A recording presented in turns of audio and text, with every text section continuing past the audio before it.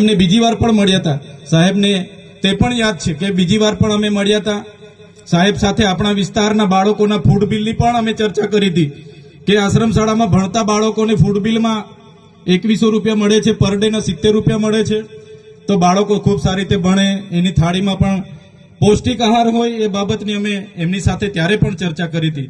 ખોટા જાતિના પ્રમાણપત્ર જે બીજા જ્ઞાતિના લોકોને આપવામાં આવે છે, અમે તે દિવસે મંત્રી સાહેબને સાથે બેસીને એની પણ પરામર્શ કર્યો હતો કે સાહેબ આમાં વિશ્લેષણ સમિતિ આગળ તપાસ કરતી નથી. હવે તમે છો, તમારા પર અમે અપેક્ષા લઈને બેઠા છે. તમારે એ ખોટા જાતિના પ્રમાણપત્ર લઈને જે પણ લોકો જે પણ કક્ષાએ હશે, નોકરીમાં હશે કે શિક્ષણમાં હશે, એવા લોકોને આપણે વિશ્લેષણ કમિટી દ્વારા શોધવા પડશે અને એ જે એમને જાહેર કરવા પડશે. એ પણ અમારી વાત હતી.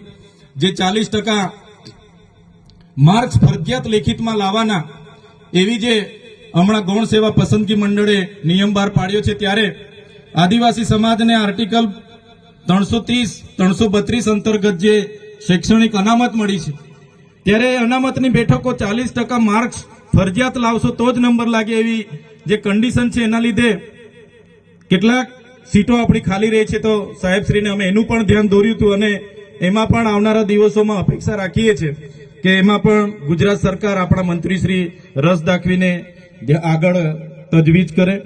માન્ય મંત્રી સાહેબો, તમે બેઠા છો, સાંસદ સાહેબ પણ છે. સાહેબ, આટલો મોટો મારા વિસ્તારમાં કાર્યક્રમ છે, કલેક્ટર સાહેબ, પ્રાંત સાહેબ અને પ્રાયોજનાજી, શર્માજી, હું અહીંનો ધારાસભ્ય છું ભાઈ. મને કેમ કોઈ ફોન બી નહીં કર્યો, પત્રિકા નહીં, જાણ નહીં? ખુલાસો કરો. હું ધારાસભ્ય છું ભાઈ. આ મારું અપમાન નથી, મારી જનતાનું અપમાન છે. આ મારું અપમાન નથી.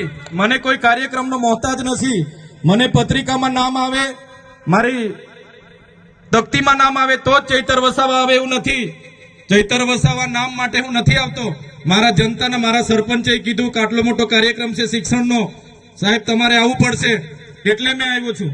અને કલેક્ટર સાહેબ, તમારી જવાબદારી છે, તમે વહીવટ છો, તમે મને ફોન કરીને જણાવો ને કાર્યક્રમ છે. મંત્રી સાહેબ ગાંધીનગરથી આવે છે, કઈ તકલીફ છે અમારાથી તમને? પ્રાયોજનાજી, શર્માજી, તકલીફ है आपको? તો કેમ ભાઈ તમે અમને જાણ નથી કરતા? કેમ આમંત્રણ નથી આપતા? તમારું વહીવટી તંત્ર હું ધંધા કરે છે ને બધું ખબર છે.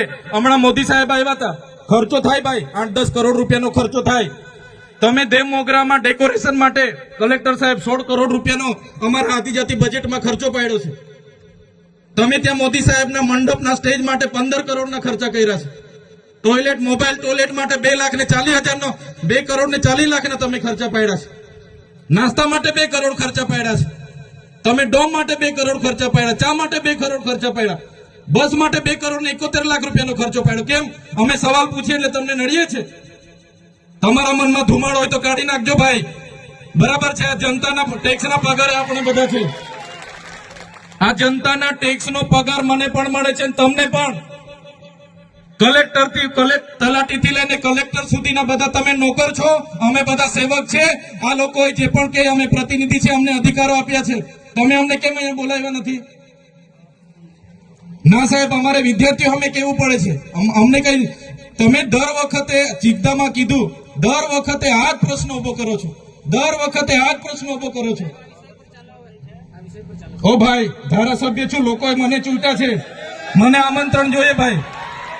આ કોઈના પૈસાથી આ બિલ્ડિંગ નથી બની, તમારા ઘરના પૈસાથી બની છે.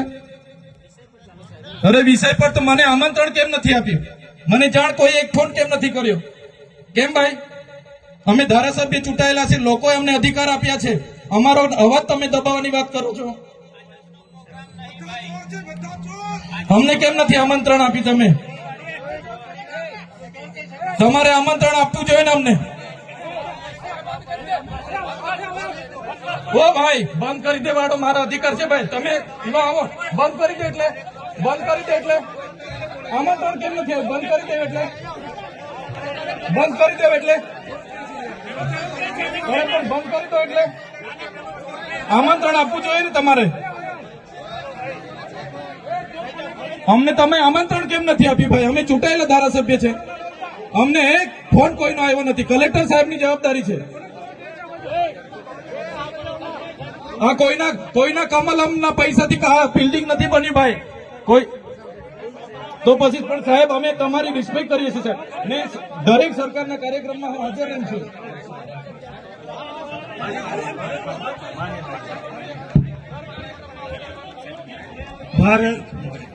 ભાઈ ભાઈ ચલો શાંતિથી બેસી જાઓ, બધા બેસી જાઓ.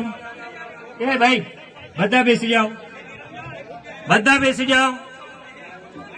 ચાલો શાંતિથી બેસી જાઓ ભાઈ, આગળ નહીં, બેસી જાઓ શાંતિથી. ઓય ભાઈ એ